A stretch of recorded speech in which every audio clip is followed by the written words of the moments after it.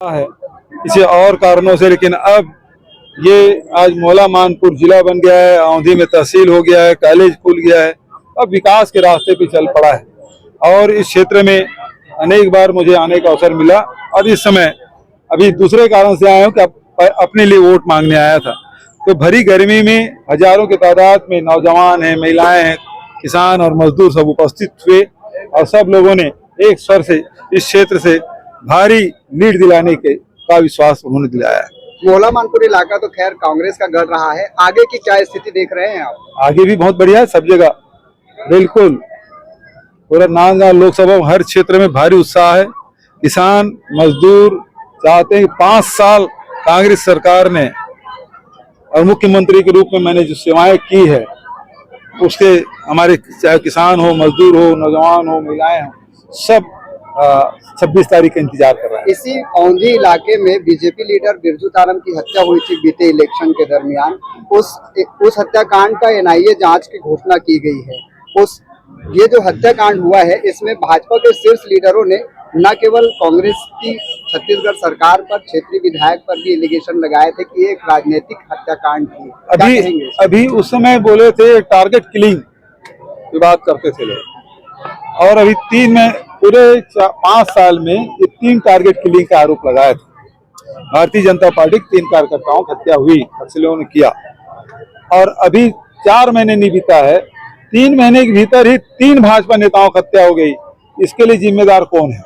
राव जी, चावल पे आपने ट्वीट किया है, क्या कहना चाहते हैं कि सरकारी योजनाओं को जो कांग्रेस सरकार ने जारी की थी, क्या उसको भाजपा सरकार बंद कर रही है? बिल्कुल, 35 के जो प्राथमिकता वाले कार्ड है उसमें केवल 5 किलो चावल मिलेगा। एक जो राशन कार्ड है उसमें छप के आया है चना, माडा क्षेत्र में चना मिलना भी बंद हो जाएगा, और नमक जो सामान्य क्षेत्र में 1 किलो और अनुसूचित क्षेत्र में 2 किलो मिलता था वो भी बंद हो जाएगा, क्योंकि उसमें उस कार्ड में कोई उसका उल्लेख नहीं है, और इसी कारण से कार्ड बांटना ये लोग बंद कर दिए हैं।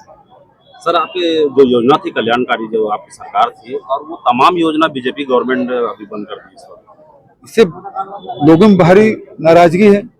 देखिए, गोधन न्याय योजना बंद कर दिया, भूमि श्रमिक न्याय योजना बंद कर दिया, गौठान में गोबर खरीदी बंद कर दिया, और उसके साथ साथ बेरोजगारी भत्ता भी बंद हो गया। नौजवानों के लिए जो राजीव अमितान क्लब बनाए थे वो भी बंद कर दिए, बेरोजगारी भत्ता बंद हो गया।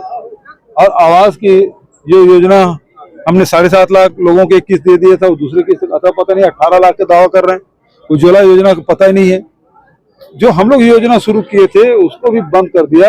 अब यहाँ आए हो तो पहली बार पता चला है कि सरकार महुआ खरीदी भी बंद कर दिया, 20 रुपये किलो में बेच रहे हैं, जबकि हम लोग इसका समर्थन मूल्य घोषित किए थे और उसमें खरीदते थे तो हम लोग 30 रुपये घोषित किए थे, तो व्यापारी उसे 40 और 50 रुपये में खरीदते थे। अब सरकार ने खरीदा मत कर दिया तो व्यापारी उसको 20 रुपये किलो में खरीद रहे हैं। अभी छत्तीसगढ़ में कितनी सीट आंकते हैं? भारतीय जनता पार्टी ज्यादा सीट जीतेंगे। महिलाओं के लिए कभी आपने बात कही, एक योजना की बात कही जिसमें महिलाओं को दिया जाएगा। महतारी बंधन योजना की कॉपी नहीं लग रहा है महोदय? नहीं, ये आप समझ लीजिए कि हमने इसके पहले हिमाचल प्रदेश में महालक्ष्मी योजना हमने संचालित किया, फिर कर्नाटक में किया, फिर तेलंगाना में किया, यहाँ भी किया है ना, और उसके सेंट्रल में कर रहे हैं। तो ये मोदी जी या उसकी पार्टी थे, इसको तो रेवड़ी बोलते थे। अब खुद ही उसके पीछे यहाँ घोषणा किए थे, जितने हम योजनाएं शुरू किए थे सबको रेवड़ी बोलते थे। अब हमारी नकल वो कर रहे हैं।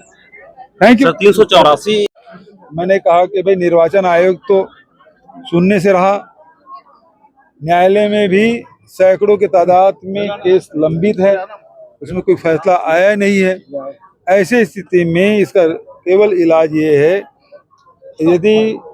क्योंकि निर्वाचन आयोग की जो सर्कुलर है उसमें स्पष्ट रूप से लिखा है कि नोटा सहित 384 यदि प्रत्याशी होते हैं तो फिर इसमें ईवीएम से चुनाव नहीं कराया जा सकता, ये लिखा है। तो मैंने कहा पंडाल के भीतर जितने लोग हैं वो तय कर सकते हैं, यहाँ भी यदि लोग चाहेंगे तो बैलेट पेपर में हो जाएगा, ईवीएम में नहीं होगा।